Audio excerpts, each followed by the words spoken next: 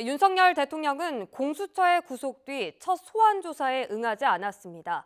윤 대통령 측은 향후 공수처 조사에 응할 생각이 없다는 것을 시사하기도 했는데요. 공수처는 일단 내일 오전 출석도 통보했습니다. 취재기자 연결합니다. 김태원 기자. 네, 고위공직자 범죄 수사처입니다. 네, 구속 뒤 첫 소환 조사가 시도됐는데 윤 대통령 이번에도 응하지 않았다고요? 네, 공수처는 오늘 오후 2시로 예정됐던 조사에 윤 대통령이 응하지 않았다고 밝혔습니다. 윤 대통령은 지난 15일 체포돼 처음 조사받은 이후 한 번도 조사에 응한 적이 없는데요.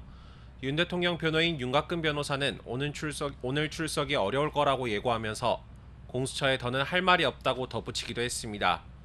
앞으로 이어질 조사 요구에도 응할 의사가 없음을 내비친 겁니다. 공수처는 일단 내일 오전 10시에 윤 대통령에게 출석해 조사받으라고 통보했습니다.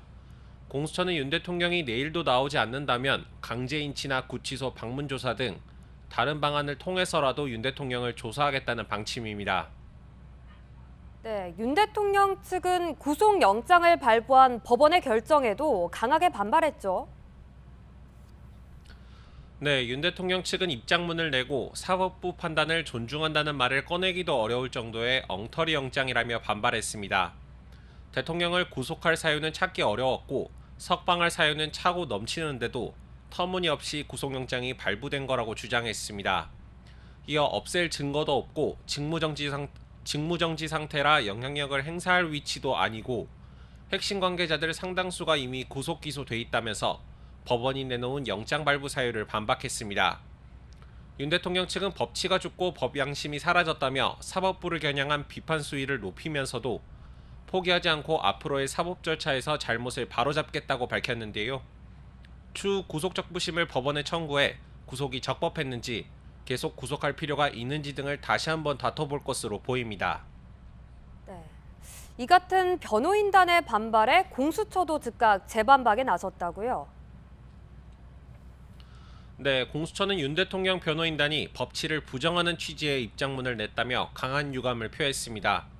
적법한 절차에 따라 구속영장을 발부받았다며 받아들일 수 없다면 사법체계가 정하는 불복 절차나 구제 절차에 따르면 된다고 지적했습니다.